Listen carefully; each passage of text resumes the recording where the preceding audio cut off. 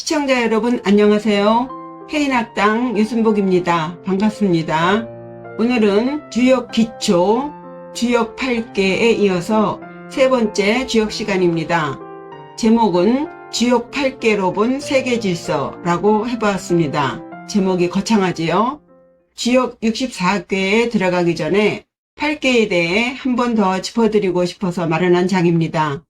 아무래도 지금 우리의 시국이 시국이니만큼 8개의 특성을 현재 우리나라와 우리나라 주변 국가와의 관계로 설명하면 절대 잊어버리지 않을 것 같아서예요. 앞의 두 동영상에서도 말씀드렸다시피 주역이라는 것은 앞으로 벌어질 수 있는 일들을 예측해서 미리 대비할 수 있도록 돕는 철학서입니다. 어떻게 대처하느냐에 따라 길흉이 달라지기 때문이지요. 때문에 일반의 신기로 점을 치는 것과는 다릅니다. 운명적으로 정해진 답을 가르쳐주는 것이 아니라 때때마다 가장 최적의 답을 찾아가는 방법을 제시하는 거예요. 당연히 많은 사색이 필요하겠죠. 사색의 깊이에 따라 선택지도 다양하고요. 아는 것만큼 보이는 것이라고 하잖아요. 주역은 상황에 대한 정확한 분석하에 행동을 결정하는 매우 이성적인 과학서입니다. 오늘 이 시간을 통해 주역 8개를 정확히 숙지하셔서 지금 우리 국민이 어떻게 처세해야 하는지, 그리고 또 인생의 중요한 갈림길에서 어떤 선택을 해야 하는지 자신을 돌아보는 계기를 마련하는 장이 되길 바랍니다. 그럼 우리나라를 중심으로 우리와 깊이 관련되어 있는 주변 국가를 8개에 배속시켜서 설명할 텐데요. 먼저 분명히 말씀드릴 점이 있습니다. 사실 주역에서는 국가별로 8개에 배속시키는 것이 정설은 아닙니다. 예컨대 건꾀는 미국이다, 곤꾀는 중국이다 와 같이 정해진 설은 없다예요. 다만 역학을 상징적으로 해석하는 과정에서 각 국가의 성격, 문명, 기질을 기준으로 8개의 성질과 비교적 무난하게 부합하는 것을 궤와 결부시켜 활용하는 것입니다. 즉, 바뀐다는 역의 뜻대로 세계의 정세가 변하면 그 변화에 따라 각 나라에 배속된 궤 역시 달라집니다. 때문에 본래의 바탕인 체와 경우나 상황에 따라 달리 드러나는 작용인 용은 언제나 같지 않습니다. 쉽게 말해서 본래 얌전한 사람이 상황에 따라 격할 수도 있고, 또 본래 난폭한 사람도 때에 따라 신사처럼 행동할 수 있듯이 본래 지니고 있는 체와 쓰임에 따라 드러나는 용은 다르지요. 이번에 올리는 주역 8개로 보는 세계의 질서는 역의 또 다른 의미인 변하지 않는다는 체를 중심으로 한 본체에 대한 설명입니다.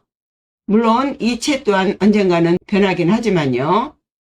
어쨌든 이번의 8개의 설명 다음에 이어지는 64궤를 다루는 영상에서는 쓰임에 따라, 자리에 따라 달라지는 용을 중심으로 설명하게 될 것입니다.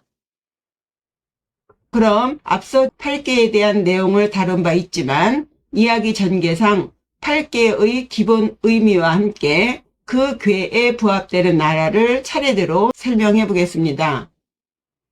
순서상 당연히 첫 번째 궤인 건궤부터 살펴봐야겠지만 주제가 주제이니만큼 우리나라를 시작으로 해서 우리나라와 긴밀히 관련되어 있는 나라 순서로 설명드리겠습니다. 해서 오늘은 우리나라를 남한과 북한으로 나누어 설명하고, 다음 동영상은 세계의 패권을 다투는 미국과 중국, 그 다음은 일본과 러시아, 다음은 대만과 프랑스를 묶어서 설명드리겠습니다. 이 동영상을 통해 8개에 대한 의미를 충분히 숙지하셔서 이후 64궤를 재미있게 공부하시게 되길 바랍니다. 그럼 시작하죠. 우리나라는 8궤 중 어느 궤에 속할까요? 우리나라는 간궤에 속한다고 되어 있습니다. 하지만 현재 우리나라는 남북으로 갈라져 있지요. 상황 또한 극명하게 다릅니다. 해서 일반적으로 남한은 간꾀로, 북한은 감꾀로 보는 것이 정설이에요. 그럼 우리 대한민국의 꾀인 간꾀부터 보시죠. 한국은 동북아시아에 위치해 있으며 중국 대륙의 동북쪽 끝자락에 자리하고 있죠. 해서 한국을 동북방의 나라라고 합니다. 보시다시피 문왕팔계 방위도에도 동북방에 자리하고 있듯이 전통적으로 한국을 간꾀에 대응시키고 있어요. 이 간꾀의 시는 밤에서 새벽으로, 겨울에서 봄으로 넘어가는 시점으로 멈춤, 그침, 그리고 새로운 출발의 의미를 지닙니다. 해서 혹자는 우리나라를 지구 멸망의 맨 마지막 나라이자 또 인류의 발상지라고도 하는 사람이 있어요. 궤의 구조를 보시면 맨 위에 한 개의 양효가 있고 아래에 두 개의 음효가 있지요. 이때 맨 위에 있는 하나인 양효가 주효입니다. 양은 올라가는 기운이고 음은 내려가는 기운이 있습니다.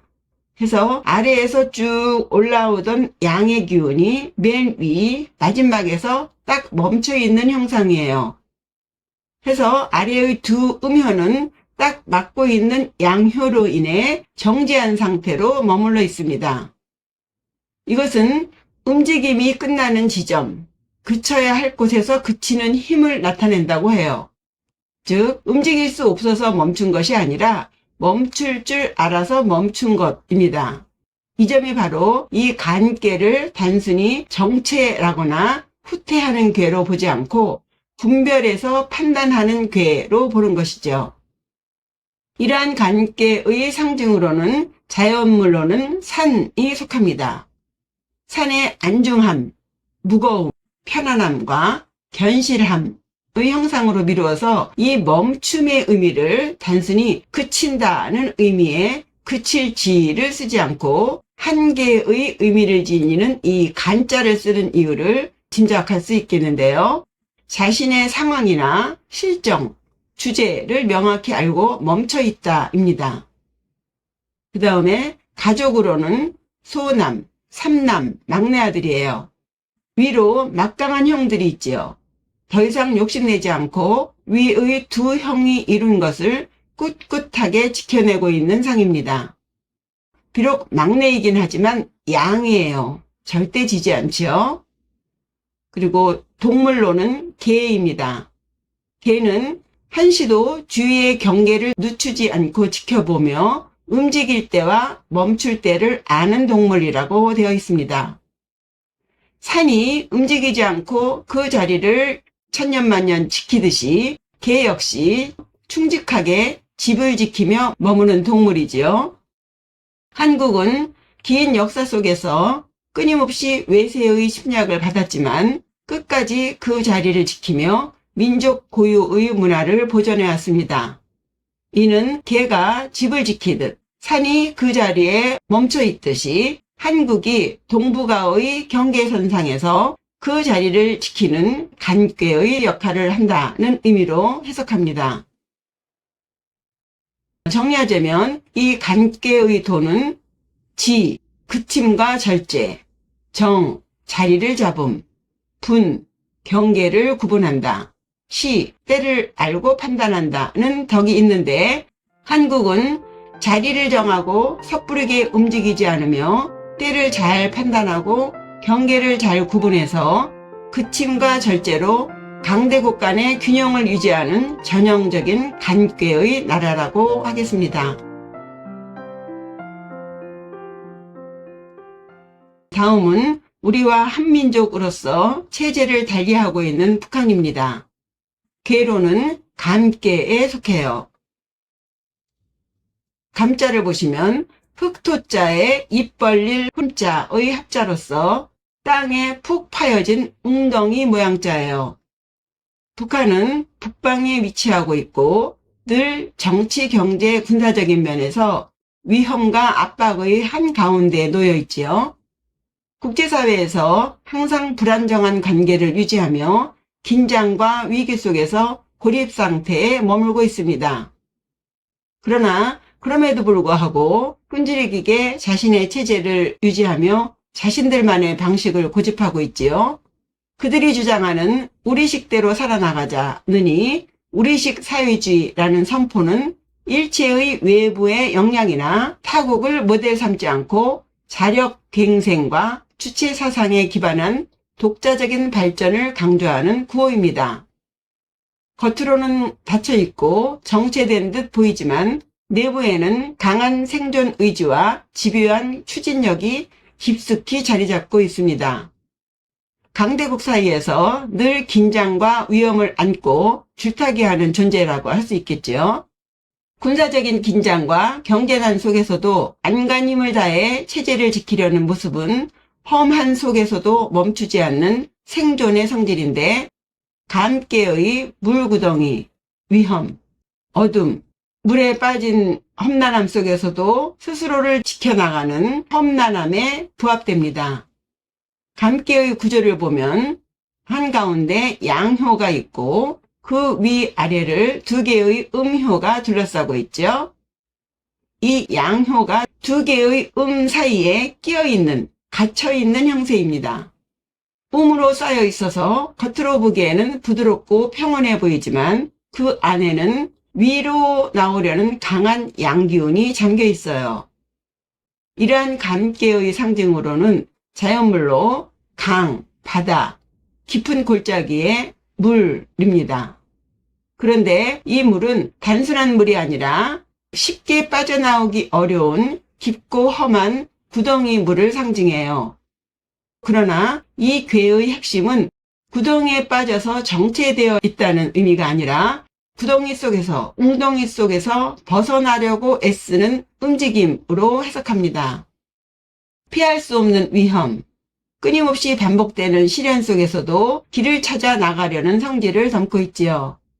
이때에 깊은 물속처럼 내면의 성찰과 육체적인 고난을 통해 성장하는 의미도 지닙니다.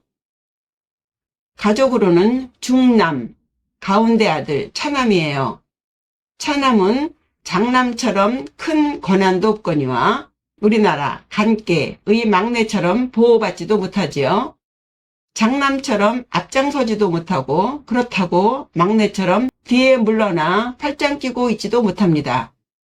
중간에서 위아래 균형을 잡으며 스스로 자신의 자리를 찾아가는 중간자적인 성격을 닮아 있어요. 동물로는 돼지입니다. 돼지는 진흙이나 물가를 좋아하는 습성이 있지요. 땅속과 어둠 속을 파고들며 집요하게 먹이를 찾고 밤에도 활동하는 은밀함이 있으며 강한 생존력과 번식력이 특징입니다.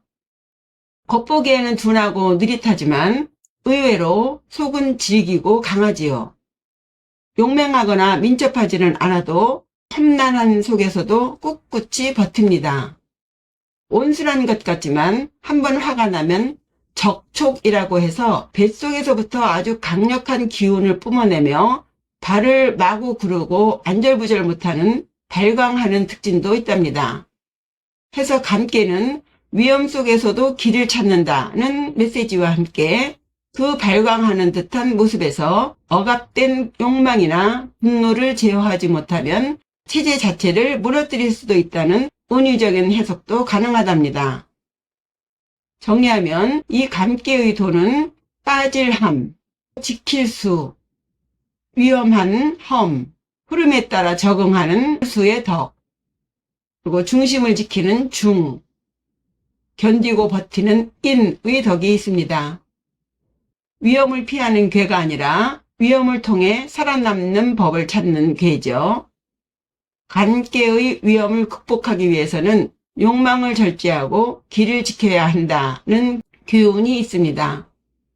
이상으로 한반도를 남북한으로 나누어서 각각 간괴와 감개로 풀어보았는데요.